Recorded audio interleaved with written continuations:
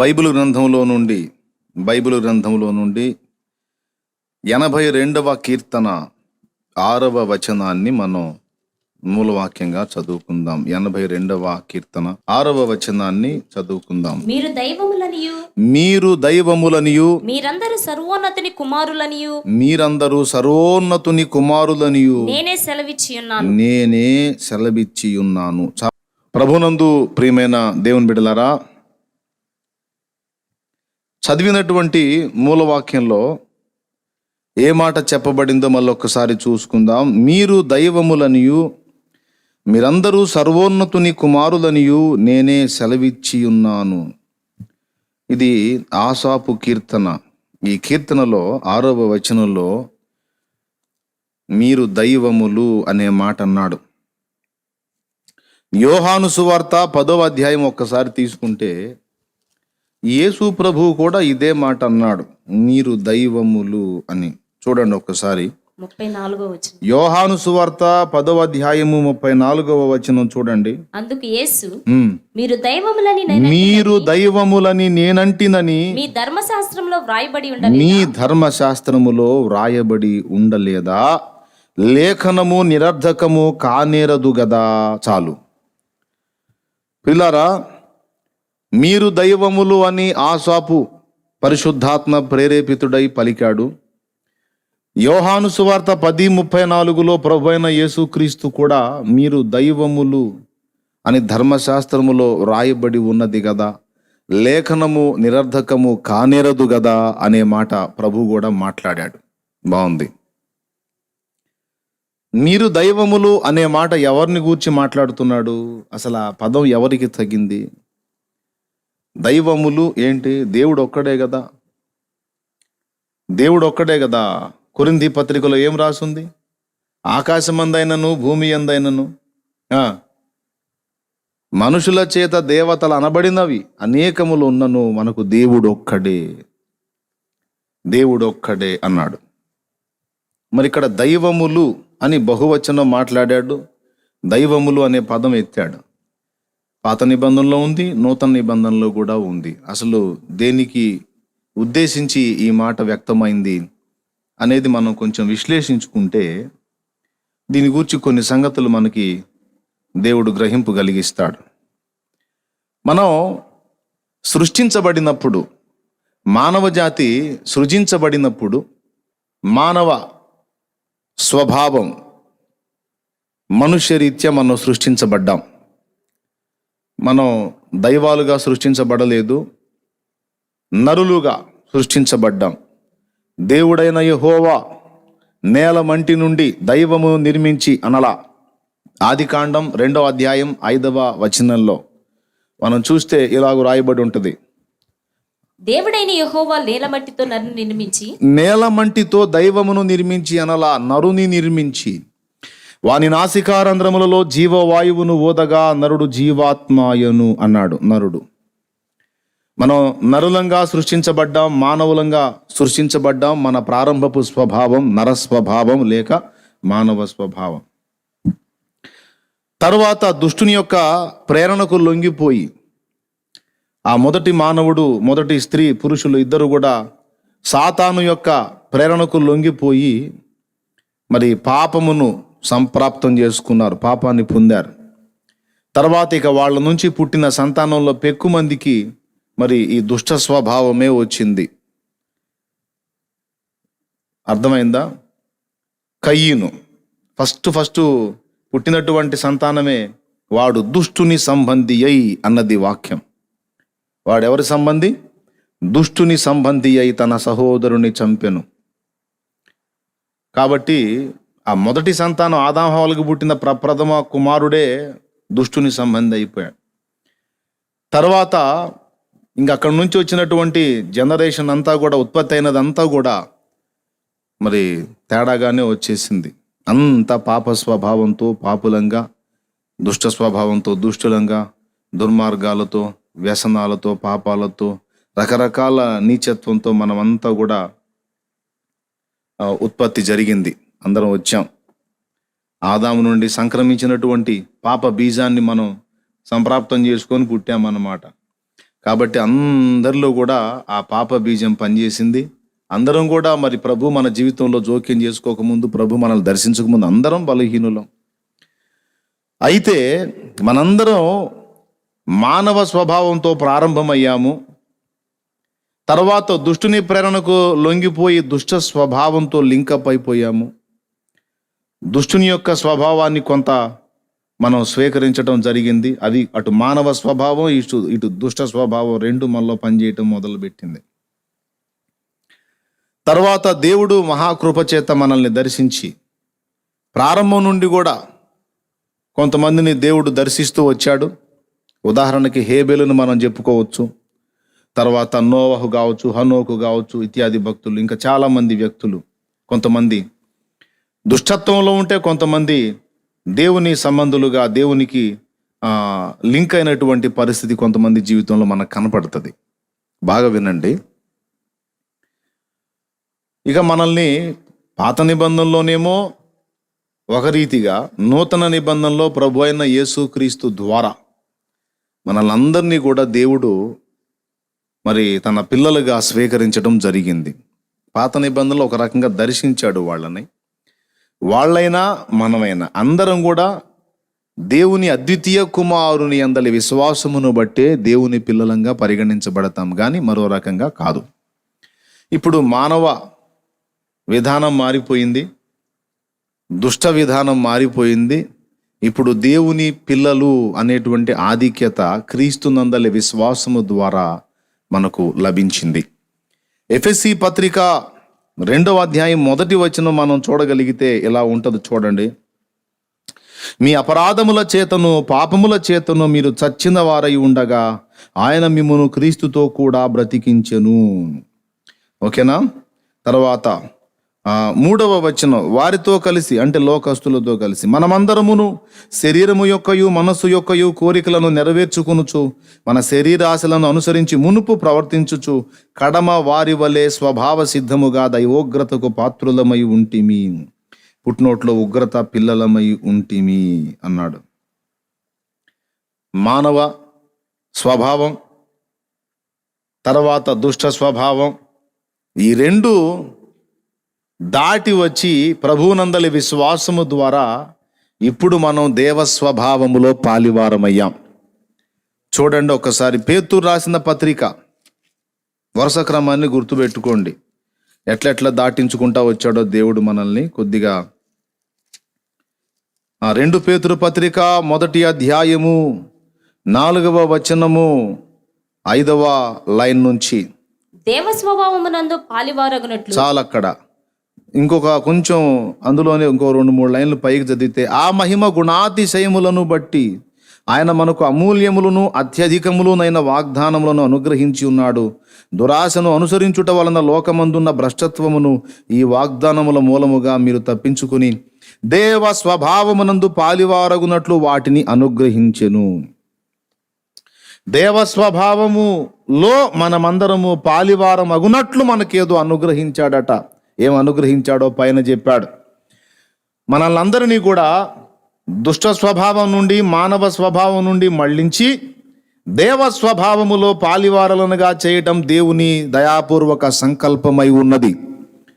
ఇదే రోమాపత్రిక 8వ అధ్యాయము 29వ వచనం, దేవుడు ఎవరిని ముందుగా ఎరిగెనో వారిని నిర్ణయించను, ఎవరిని నిర్ణయించనో వారిని పిలిచెనో, ఎవరిని పిలిచెనో వారిని నీతిమంతులనుగా తీర్చెనో, ఎవరిని నీతిమంతులనుగా తీర్చెనో వారిని మహిమపరచెను. ఎందుకనగా తన కుమారుడు అనేక సహోదరులలో జ్యేష్ఠుడగునట్లు, తన కుమారునికి సమరూపం సారూప్యత గలవారమగునట్లు.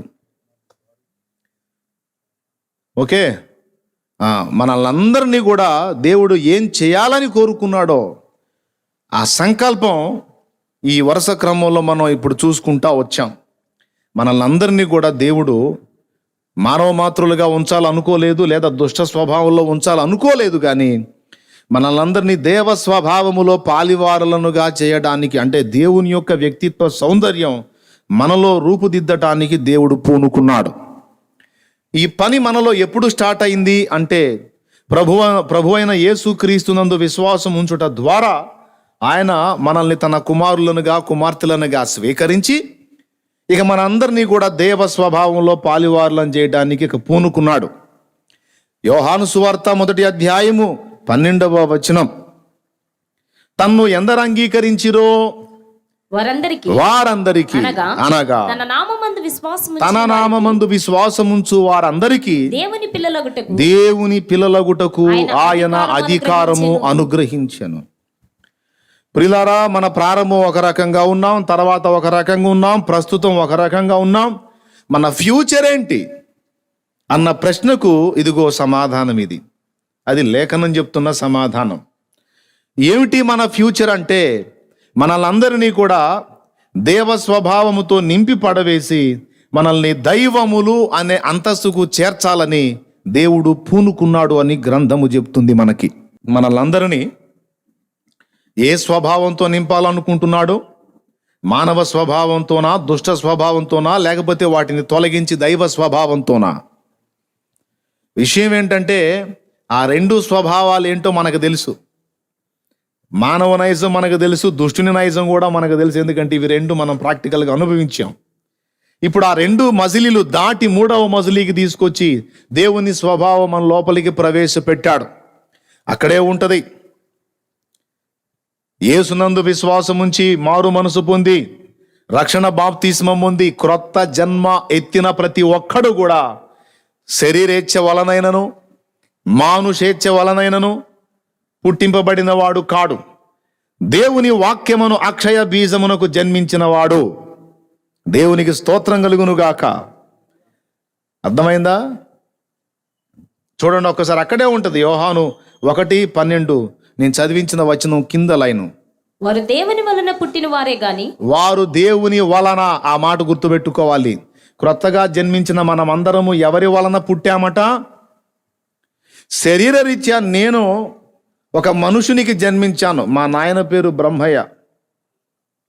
మనుష్యరీత్యా మారు మనసు పొంది పాప క్షమాపణ నిమిత్తమై బాప్తిస్మం పొందినప్పుడు ఆ బ్రహ్మయ్య కొడుకు వీరయ్య అనేవాడు సమాధి చేయబడ్డాడు. తిరిగి బాప్తిస్మంలో ముంచబడినప్పుడు సమాధి చేయబడ్డాడు. తిరిగి లేచినప్పుడు క్రొత్త జన్మ అనుభవంలోనికి వచ్చి షాలేము రాజు అనే పేరిట పిలువబడ్డాడు. నా శరీర సంబంధమైన గతకాలపు జీవితానికి సంబంధించి నీ తండ్రి ఎవరు అంటే నేను బ్రహ్మయ్య అని చెప్ప తగును గాని, ప్రస్తుతం క్రొత్త జన్మ అనుభవంలోనికి వచ్చిన తరువాత నీ తండ్రి ఎవరు అంటే హృదయపూర్వకంగా నేను చెప్పవలసిన మాట, దేవుడే నా తండ్రి. దేవునికి స్తోత్రం కలుగును గాక. హల్లెలూయా. ఎప్పుడయ్యావరా నువ్వు దేవునికి కొడుకువి? ఎప్పుడయ్యాడ్రా ఆయన నీకు తండ్రి అంటే, నా అంతటా నాకుగా అవకాశం లేదు, కానీ ఆయన అద్వితీయ కుమారుని యందు విశ్వాసం ఉంచి బాప్తిస్మం పొందిన నేను ఆయనను ధరించుకున్నవాడను. ఎవరిని? ఆయన కుమారుని ధరించుకున్నవాడను గనుక ఇప్పుడు తండ్రి అయిన దేవుడు నన్ను చూసినప్పుడు నేను కనపడ, నా కుమారుడే కనపడతాడు. దేవునికి స్తోత్రం కలుగును గాక. ఆ కుమారుని యందు మనలందరినీ కూడా కుమారులనుగా కుమార్తెలనుగా స్వీకరించాడు. మరలా మన లోబడుటకు దాస్యపు ఆత్మను పొందలేదు, కానీ దత్తపుత్రాత్మను మనం పొందామన్నాడు. అర్థమైందా? దేవుడు మనల్ని దత్తత తీసుకున్నాడు, దత్తపుత్రులుగా స్వీకరించాడు. అర్థమైందా? దత్తపుత్రాత్మను పొందితిమి. పరిశుద్ధాత్మ మన హృదయములో కుమ్మరించబడ్డాడు. దేవుని ప్రేమ కుమ్మరించబడింది. పరిశుద్ధాత్మ మన లోపలికి ప్రవేశించాడు. ఆయన ద్వారా దేవుని ప్రేమ మన హృదయాల్లో కుమ్మరించబడింది. కాబట్టి ఇప్పుడు దేవుణ్ణి మనం దేవుడా, అయ్యో ప్రభువా అనే మాటల కంటే ఇంకా చాలా చనువుగా, చాలా స్వతంత్రంగా అబ్బా తండ్రి అని మొర్రపెట్టు తన కుమారుని ఆత్మను మన లోపలికి పంపించాడని గ్రంథములో ఉన్నది. ఒక్కసారి మీరు చూడగలుగుతారా? ఆల్రెడీ మీకు తెలిస్తే ఇంక నేను చెప్పాల్సిన అవసరం లేదు. రోమపత్రిక 8వ అధ్యాయము. దేవునికి మహిమ కలుగును గాక. ఒక్కసారి గలతీ పత్రిక 4వ అధ్యాయము 6వ వచనం చూడు తల్లి. మరియు మీరు కుమారులై ఉన్నందున నాయన తండ్రి అను మొర్రపెట్టు తన కుమారుని ఆత్మను, అదమ్మా కుమారుని ఆత్మ. మన లోపలికి ప్రవేశించడం జరిగింది. మరియు చూడండి 4:6 గలతీ పత్రిక, మరియు మీరు కుమారులై ఉన్నందున నాయన తండ్రి అని మొర్రపెట్టు తన కుమారుని ఆత్మను దేవుడు మన హృదయములలోనికి పంపెను. కాబట్టి ఇప్పుడు మన లోపలికి ప్రవేశించింది ఎవరు? అబ్బా తండ్రి నాయన అని మొర్రపెట్టే కుమారుని ఆత్మ మన లోపలికి ప్రవేశించినందున ఇప్పుడు ఇంత ఫీలింగ్ కూడా లేకుండా దేవుణ్ణి ఎంత స్వతంత్రంగా మనం పిలుస్తున్నామంటే, ఏం చూసుకోనంత దమ్ము, ఏం చూసుకోనంత ధైర్యం, ఏ యోగ్యత ఉంది, ఏ అర్హత ఉంది, ఏ నీతి ఉంది, ఏ సత్యం ఉంది? దేన్ని బట్టి అంటే వీటేటిని బట్టి కాదు కానీ ఆయన ప్రియ కుమారుని యొక్క ఆత్మను మన హృదయంలో మనం పొందినందున మనందరికీ కూడా ఈ ఆధిక్యత లభించింది. దేవుణ్ణి చాలా స్వతంత్రంగా వ్యవహరించగలిగేది మనమే. ఇక మిగిలిన వాళ్ళందరూ భయపడటమే. కావాలంటే మీరు గమనించుకోవచ్చు, ఇక మిగిలిన మతాల్లో కూడా మీరు చూసుకోవచ్చు. మనంత చనువుగా, మనంత సమీపంగా, మనంత సోషలిజంగా దేవునితో వ్యవహరించగలిగే వాళ్ళు ఎవరూ కనపడరు మనకి, ఆఖరికి యూదులతో సహా. తెలుసా మీకు, యూదులు కూడా అబ్బా తండ్రి అని స్వతంత్రంగా పోయేదానికి లేదు వాళ్ళకి. ప్రత్యక్ష గుడారంలో ఆవరణం, పరిశుద్ధ స్థలం, అతి పరిశుద్ధ స్థలం ఉంది కదా. అతి పరిశుద్ధ స్థలంలోకి పోవాలంటే ధైర్యం ఉందా? ప్రధాన యాజకునికి ఏడాదికి ఒక్కసారి, అవునా, ఆ వధింపబడిన గొర్రె పిల్లల యొక్క రక్తము తీసుకొని కరుణాపీఠం దగ్గర ప్రోక్షించడానికి పోతాడు. పోయేటప్పుడు నడుంకు తాడు కడతారు, నిలువుటంగికి అంచున గంటలు ఉంటాయి. లోపల పోయిన యాజకుడు కరెక్ట్గా ఉంటే ఏమి లేదు, ఏమన్నా తేడా జరిగిందంటే అక్కడే చచ్చిపోతాడు. చచ్చిపోయిన వాడిని తీసుకొని రావడానికి ఇంకొకడు పోయాడంటే వాడు చేస్తాడు. అతి పరిశుద్ధ స్థలంలోకి వెళ్ళడానికి లేదు. కాబట్టి ఏం చేయాలా? నడుంకు తాడు కట్టేవాళ్ళు. అతడు వేసుకున్న అంగీకి గంటలు ఉండేవి. ఇతడు అతి పరిశుద్ధ స్థలంలోకి ఏడాదికి ఒక్కసారి వెళ్తాడు కదా, జనాలంతా బయట ఉంటారు. ఆ లోపలికి వెళ్ళినోడు అక్కడ రక్త ప్రోక్షణ జరిగేస్తున్నప్పుడు అటు ఇటు తిరుగుతూ ఉంటే గంటలు మోగుతూ ఉంటాయి, బతికున్నాడని అర్థం. గంటలు మోగటం ఆగిపోయింది, అంతా నిశ్శబ్దంగా ఉందంటే పోయినోడు ఏదో మొత్తానికి తేడా పడింది, వ్యవహారం, చచ్చిపోయాడు. చచ్చిపోయినోడిని బయటికి తీయాలంటే ఇంకొకటి పోవటానికి లేదు, తాడు పట్టుకుని లాగే సౌకర్యం ఏర్పాటు చేశారనమాట. అంటే అంత ప్రమాదకరంగా ఉండేది. అతి పరిశుద్ధ స్థలానికి పరిశుద్ధ స్థలానికి మధ్య దట్టమైనటువంటి తెర ఉండేది, దళసరి తెర. ఆ తెర దాటి యూదుడు, యాజకుడు ఎవ్వడు కూడా దాటి అవతలికి వెళ్ళడానికి ఎట్లా పడితే అట్లా ఛాన్స్ లేదు. మరి ఎప్పుడు చినిగిందయ్యా ఆ తెర అంటే, మానవాళి పాప పరిహారార్థమై కలువరి సిలువలో మనందరికీ ప్రభు అయిన యేసుక్రీస్తు ప్రాణం పెట్టినప్పుడు దేవాలయపు తెర పైనుండి క్రిందికి చిరిగెను. అంటే దాని అర్థం ఏమిటో తెలుసా? సకల జనులారా, మీరందరూ పాపులు, మీ పాపములను బట్టి మీరు నాకు దూరస్తులు. అయితే మీ పాపములకు ఇదిగో నా అద్వితీయ కుమారుడు ప్రాయశ్చిత్తం చెల్లించినందున మీ పాపములకు ఇక రుణము తీర్చబడింది గనుక ఇక మీరందరూ కూడా నిర్భయముగా నన్ను సమీపించవచ్చు అనే స్వాగతానికి గుర్తుగా అడ్డంగా ఉన్న తెర చించవతల పడేశాడు దేవుడు. ఇప్పుడు మనల్ని ఎలా స్వీకరించాడండి? విశ్వాసమును బట్టి సొంత పిల్లల్లాగా స్వీకరించేశాడు. ఇప్పుడు దేవుణ్ణి స్వతంత్రంగా నానా, తండ్రి, అబ్బా, అయ్యా, డాడీ. బెర్కమెన్స్ గారు పాడతాడు, కోటి కోటి స్తోత్రం డాడీ. కొత్తగా నేను దేవుళ్ళలోకి వచ్చినప్పుడు ఆ పాటిని బిత్తరపోయా, ఇదేంద్రు ఇందు విచిత్రంగా పాడుతున్నాడని. కానీ ఆయన ఎంతో సమీపంలోకి వెళ్ళిపోయి చాలా చనువు పెంచేసుకున్నాడు దేవుని మీద. కోటి కోటి స్తోత్రం డాడీ. ఎంత భాగ్యం, ఎంత దేవుణ్ణి నానా నానా అని ఎంత చనువు. దేవుణ్ణి నానా, తండ్రి, అయ్యా, ఎంత చనువు ఏర్పడిందో. యేసయ్యే మీ తండ్రి, మీ తండ్రి మిమ్మల్ని ప్రేమిస్తున్నాడు, ఎంతో ప్రేమిస్తున్నాడని ఎంత బాగా చెప్పాడో. మీ తండ్రి మీకు ప్రతిఫలం ఇస్తాడు, మీ తండ్రి ఇట్లా చేస్తే సంతోషిస్తాడు, మీ తండ్రి ఇట్లా ఉంటే సంతోషిస్తాడని. నా తండ్రి అంటే మళ్ళీ మనం వేరైనా అనుకుంటామేమో అని మీ తండ్రి, మీ తండ్రే. బాబ్బా, ఎంత అద్భుతమైన పరిచయం అండి. నా తండ్రి పరలోకమునందు మీకు ప్రతిఫలం ఇస్తాడంటే మనల్ని విడిపోయినట్టు విడగొట్టినట్టు అయిద్దని మీ తండ్రి మీకు ప్రతిఫలం ఇచ్చును, మీ నాన్నర్రా, మీ తండ్రి రా అని. ఇది ఎందుకో నాకు బాగా ఇష్టం లేండి, అందుకని ఎంతసేపు చెప్పాలే. సో ఇప్పుడు మనందరం కూడా ఆ అద్వితీయ కుమారుని యందలి విశ్వాసమును బట్టి, ఆయన రక్తమును బట్టి, దేవుని కృపను బట్టి మనమంతా ఇప్పుడు దేవుని పిల్లలము. ఆయన యందు విశ్వాసం ఉంచి మారు మనసు పొంది రక్షణ బాప్తీసం పొందిన వారెల్లా దేవుని సంతానము, దేవుని పిల్లలం.